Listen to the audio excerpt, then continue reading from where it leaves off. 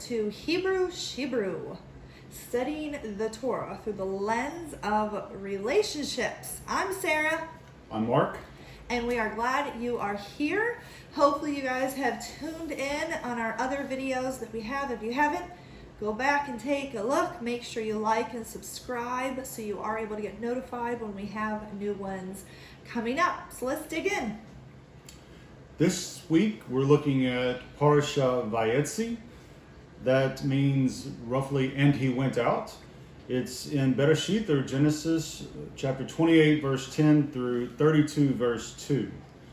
So we're going to go ahead and dig in. We're going to look at verses 28, 10 through 22, specifically verse 13. Want to read that? Sure. Verse 13 says, "And behold, the Lord stood above it and said, I am the Lord your God, the God of your father Abraham, and the God of Isaac. The land on which you lie, I will give it to you and your descendants." Yes. So what we've got here is we've got the Lord, we've got Yah, who is confirming the covenant of Abraham and Yitzhak with Yaakov.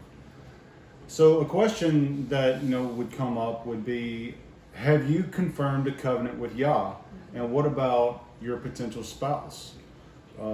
Is your relationship with the Father through Yeshua based solely upon your parents' relationship with the Father? Or did you just start there as Yaakov did and then move deeper into the covenant relationship of your own volition, of your own free will?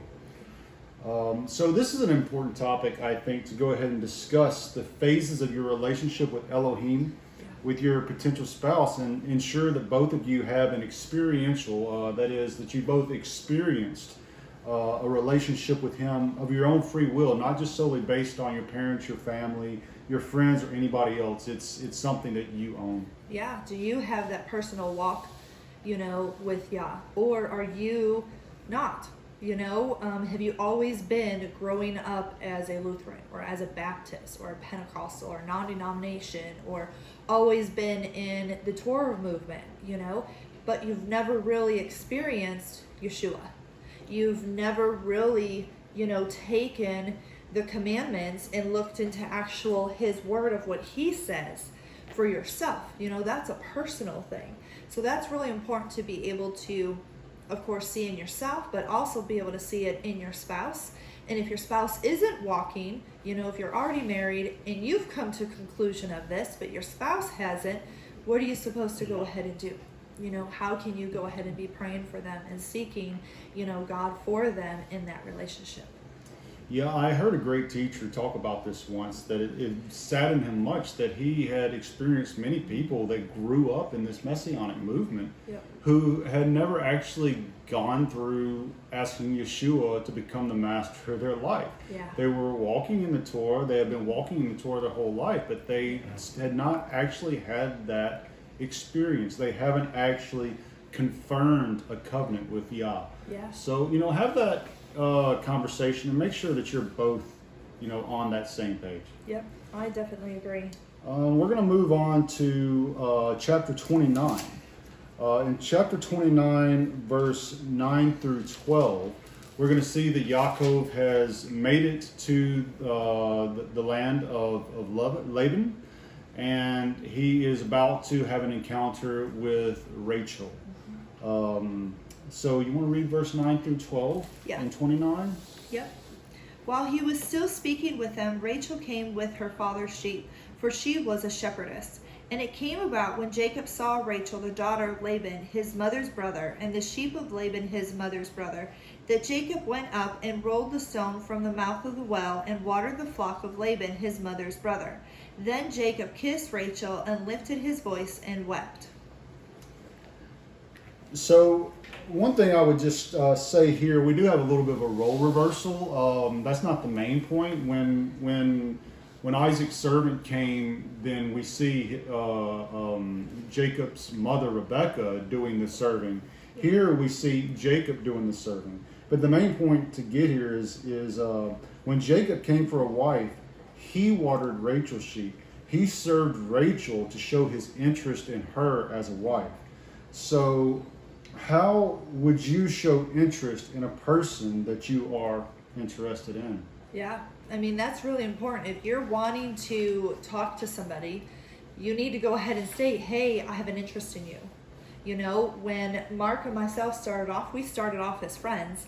And then from there, I actually sent him the text message saying, hey, let's go on a date. I wanted to make sure that he knew that I wanted it to be a date, not just let's go grab lunch as friends or go grab dinner. I wanted him to know, hey, I'm interested in you. Let's get to know each other more. You know, backstory of some of that, our pastor and my mom was putting it together anyways, so that's all good too. But I mean, it's nice to be able to state your intentions. We knew at that point that both of us and both of our intentions was to seek each other as a future spouse.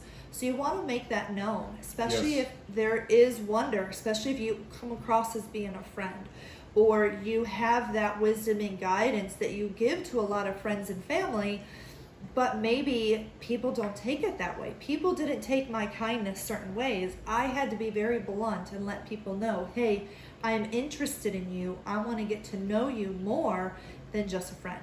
And guys and girls both need to go ahead and do that. Yeah. State your intentions with somebody. If you are really wanting to speak those things, you need to go ahead and state that intention.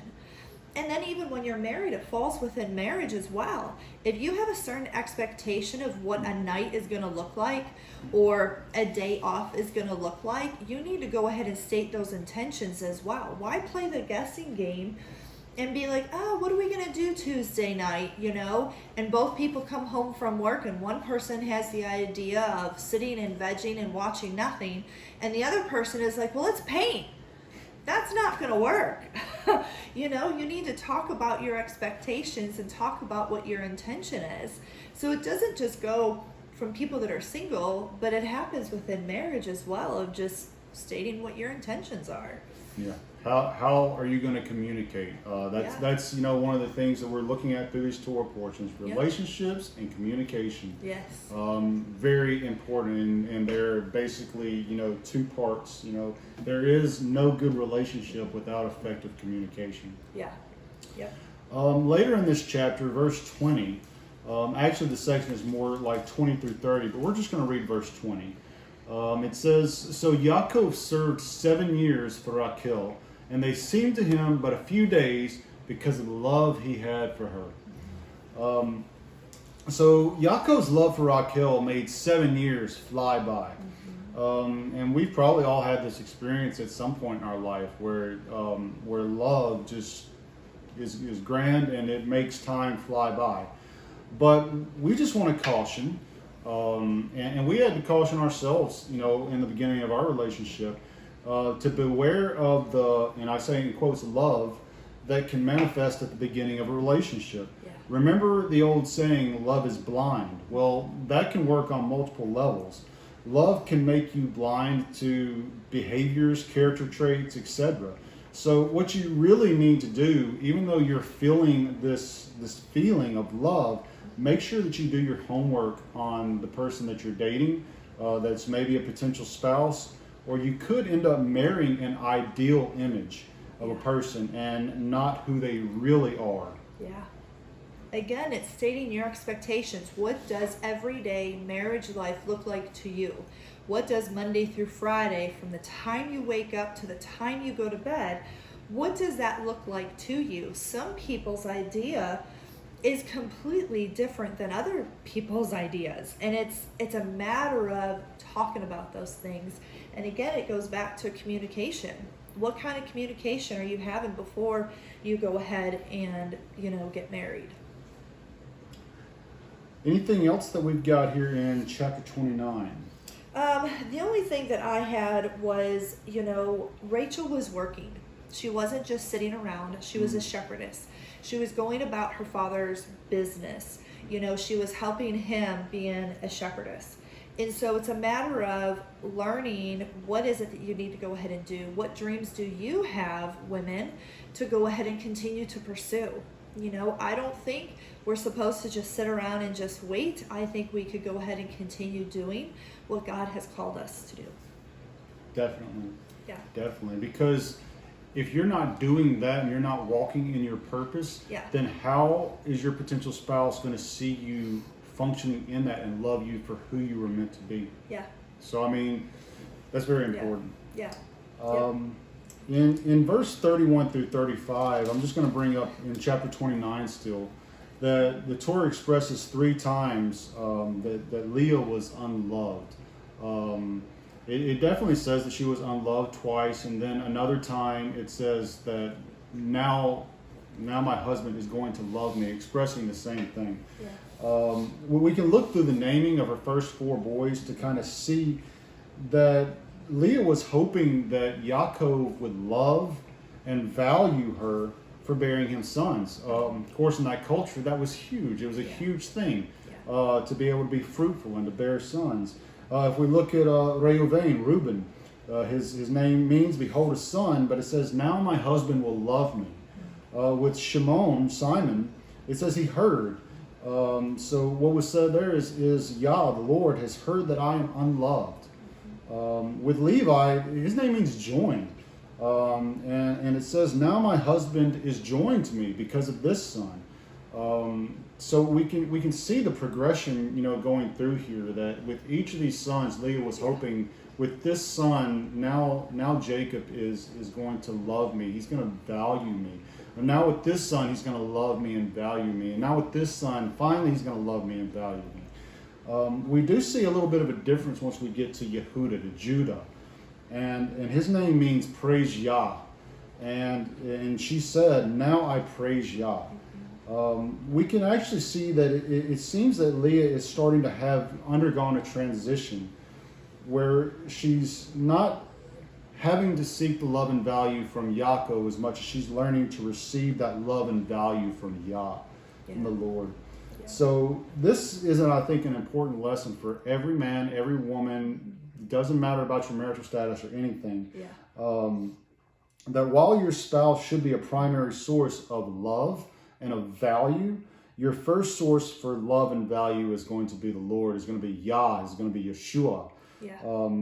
However, in your selection of the spouse, we want to ensure that they want you. Mm-hmm. That's a big problem that we had, that Leah had. She was forced into a bad situation where she had to marry someone who wasn't exactly wanting her. He wanted her sister Rachel. But you want to make sure that the one that you select wants you, that they value you, that they love you. Yeah. So that you can have that all in addition to receiving that love and value from your covenant relationship with Yah. Yeah, our self-worth needs to come from God first. Yes. And then when we start loving ourselves, and who we are, then God, brings somebody along and has somebody be in there, because I'm not going to be able to be completely fulfilled by Mark. And he's not going to feel that way either just by myself. That's not what we were created to do. God is created to go ahead and do that, for him to be able to fulfill the needs that we need. So that's really important, And the thing is to also remember, this was their time back then, you guys, in regards to multiple wives. We're not saying go out and get multiple wives. We're not saying any part of that. So I want to make sure that is super clear, that we are not talking about living a life of polygamy and having multiple wives at all. This was their culture. This was their life. This is not God's intention at all, from Adam and Eve in the Bible, but they took it and did it a little bit differently, and then, God straightened it out later on. But our culture is not like that anymore. You certainly have to remember that just because the Torah records a thing doesn't mean that it is suggesting that you do a thing. It's recording events that happen and teaching you lessons. Yes. And if anything, you look at this relationship we're about to look at a little bit that happened with this multiple wife situation, you don't want that. No, you don't want that. So let's dig into that a little bit. Chapter 30. Yep, chapter 30. I think verse 1. I'm going to read that and let you talk about it a little bit. Yeah. And when Rachel saw that she bore Yaakov no children, Rachel envied her sister and said to Yaakov, give me children or else I'm going to die. Yeah. Don't be envious of other people. You don't know what shoes they've walked through. You don't know what kind of life, they've been through, their struggles of certain things. And so don't be jealous just because they have a couple kids, or because they're married, or because they're in ministry, or because they have a bigger house. We need to stop comparing ourselves to other people and stop being jealous, of what other people have. You don't know what it took them to be able to get there. You don't know the scars and the struggle that it's taken them to be able to get to where they're at. Their testimony is their testimony. You have your own testimony. God is doing amazing work in you, and learn to seek Him for that, to be like, okay, God, what's next? What do you want me to do next? Where's my open door next? Definitely. Yeah.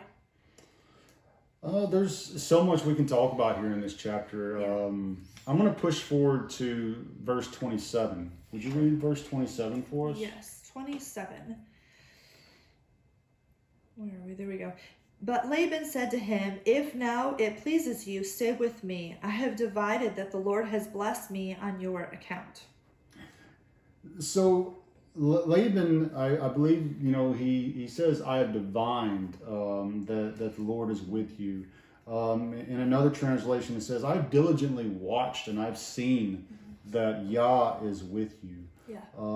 So what can we take from this? We go back to the beginning or the end of our last parsha, and it shows that Isaac passed the blessing of Abraham on to Jacob. So now Jacob is walking in that blessing of Abraham, and it's known by Laban that this blessing is upon him. He's experienced, how his household has been increased and just exponentially blessed by having Jacob involved with his flocks and his herds. So why do we want to look at this? Because is it known to those who are outside of this covenant, Laban the example, that you are in a covenant relationship with Yah? What about your potential spouse? Does the outsider have a positive impression of your master, of Yah, from watching one of his children? So that's pointing the finger straight at you. Looking at the people that you're around on a daily basis, the people that you work with, the people that are in your faith community, your family. Are they able to look at you and have a positive impression of your of you from, and have a positive impression of your master, of Yah, because of the way that you act? And you can take that finger from pointing at you and now look at the person that you're trying to form a relationship with, because you're going to, as Sarah mentioned earlier, you're going to come together, hopefully become echad, one, and you're going to have to, together provide that positive example to the world, shining His light. If you're not doing a good job of that, then you're not bringing honor to His name, but shame. So make sure that the one that you're trying to join with is going to help you to shine the light in a positive way. Yep. There was a saying that I grew up with in college, is show me your friends and I'll show you your future. So it's a matter of, who do you keep with? Who are your friends? Who is your influence around you? Are those people positive? Do they seek God? Do they challenge you in your walk with God? Or are they negative? Are they, people that look at the doom and gloom of life and been like, oh my gosh, this is terrible? Or do they make lemonade, with their circumstances around them? Are they cheerful in regards to it and realize and be like, okay, God had a reason for this. I'm going to go ahead and press on, continue to move on, or are you going to sit there and have your pity party over and over and over and over and over again? It's one thing to have a pity party right in the moment, but 6 years later, let's move on, people. So it's a matter of, who do you keep? Who's your company? Who's around you? Yeah. Definitely. I think it says in the Proverbs, lie down with dogs, you'll wake up with fleas. Exactly. Don't do that. Don't do that. Don't do that. Chapter 31. Let's go to verses 14 through 16. It says, Rachel and Leah answered and said to him, okay, so I've got to set this up a little bit. Yah came to Jacob in a dream, and he told him it was time to go back to his land and to his relatives. Yeah. So that's all the thing that I need to tell you. And we're going to read this. He sat down with Leah and with Rachel, and he explained the situation to them. And in verse 14, Rachel and Leah answered and said to him, "Do we still have any portion or inheritance in our father's house? Are we not reckoned by him as strangers? For he has sold us and also entirely consumed our silver. For all the wealth which Elohim has taken from our father is ours and our children's. Now then, do whatever Elohim has told you." So when Yah told Yaakov it was time to return to Canaan, he sat down with his wives, Rachel, Leah, and he explained the situation and what Yah had told him to do. After explaining, Rachel and Leah agreed, and they told Yaakov to do whatever Elohim has told you. Main point, Jacob didn't just simply inform his wives that he had made the decision to leave and they had to just grin and bear it. Yeah. He gave them all the information that he had on the situation so that they could understand why he thought that this was the right course of action.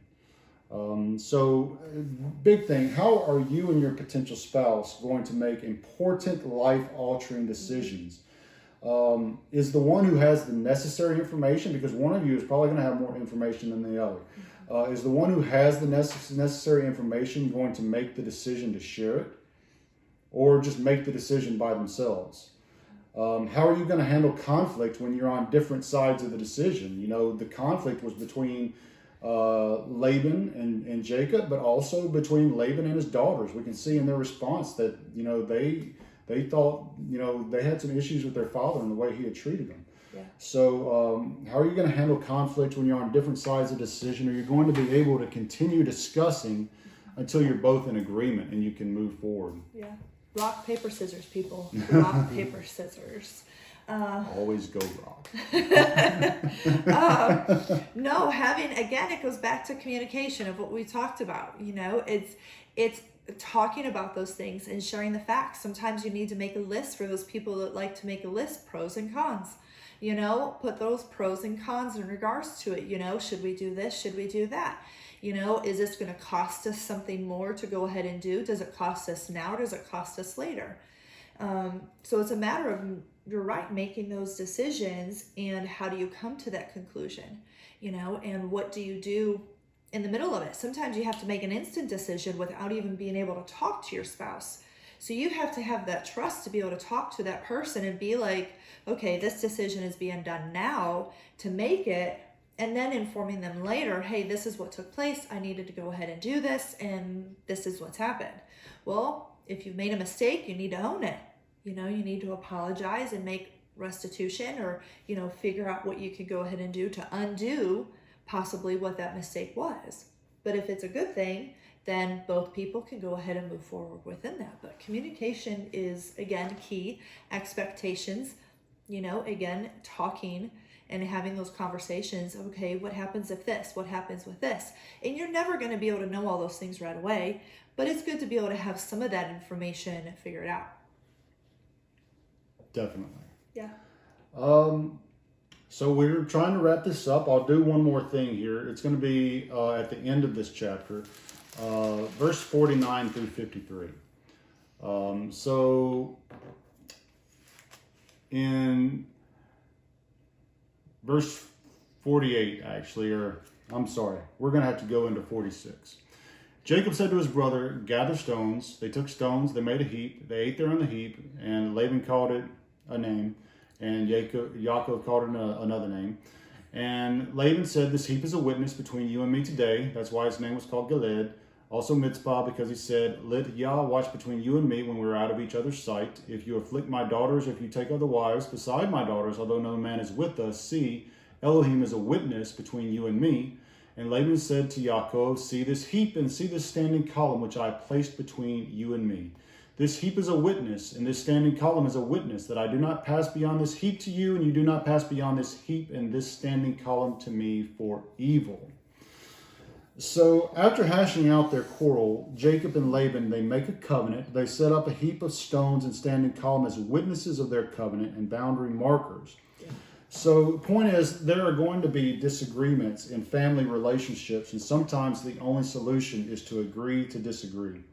Setting up a boundary to avoid future conflict is helpful. If you can't discuss a topic calmly and peacefully, then just make a mutual decision to avoid that topic in the future and maintain good relationship. Yeah. Boundaries. We've talked about that a couple different times. Again, it's a matter of setting those boundaries. Just like when you're raising kids, you have a bedtime. This is your bedtime. This is your boundary. When you have a dog, you teach him to try to stay in the yard. So it's a matter of teaching and having those boundaries. And it's okay to have boundaries. They're guardrails. Think of them as guardrails. When you're on a mountain, and you're driving, on these crazy roads, and there's a cliff at the side. Well, aren't you glad you have a guardrail that's there? So if you veer off, you're not falling down the cliff, but you actually have a guardrail. That's your boundary.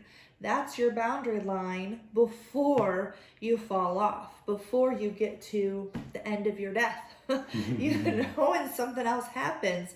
But if you're able to set up those boundaries, again, what's expected of you. People know that, hey, this is what happens. I'm turning off my phone at this time. I only want emergency phone calls.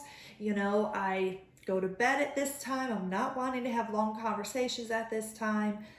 Again, it goes back to communication and those boundaries. And sometimes with family members, you are having to go ahead and do that. And that's okay. It still shows you love them. It doesn't mean that you don't love them. It's okay. It's okay. It's okay. Yeah. So I'm just going to give you a synopsis of IETSE from what I've been able to see of it. Of course, looking at it through this lens of relationship and communication. Yeah. And that is, this Parsha, looking through this lens, is about conflict management. Ah, that's good. This Parsha is filled with conflict within the family unit. Important. Yeah. It's between sisters. It's between a son-in-law and his father-in-law, between brothers-in-law. It's between father and daughter. And we get to see how Yaakov's family handled conflict and survived. Yeah. So conflict management, it's a huge topic that should be discussed at length with your potential spouse so that you can recognize the different ways that you both handle conflict. Yeah. In order to maintain shalom in your relationship, you need to truly manage conflict and not bury it, not repress it, not hurt each other. You need to learn how to fight nice. Yeah. And sometimes you have to learn to agree to disagree, or even table the discussion and be like, okay, can't talk about it right now, but let's talk about it on Monday at 8:00. Let's talk about it, a week from now, or let's talk about it tomorrow morning. We're going to come back to it. We're going to come back, but we need to table it for right now, or I need to go do some research, or I need to go pray about it and ask God what he's telling me to go ahead and do. And that's okay to go ahead and do in all relationships. It doesn't matter, again, like we talked about, between children, adult children, younger children, to spouses, to siblings. All of us have those kind of relationships, even friends, where sometimes we disagree and we're needing to go ahead and have that resolution again. You need to be able to manage conflict successfully. Yeah. Yep. Well, that's good, you guys. Hopefully you guys have enjoyed these little tidbits and our little, going through the Torah portion with the lens of relationships. Make sure you like and subscribe. Also follow us on Facebook and on Instagram, and of course on YouTube here. And we also have a website as well, Shebrew.com, if you are looking for a potential spouse. We have a dating website just for you. So we would love to connect with you in the comments, or you can also find us on our Facebook page as well. But we hope you've enjoyed this and have a great time. We'll see you next time. Shalom, Shavuot Tov. Bye.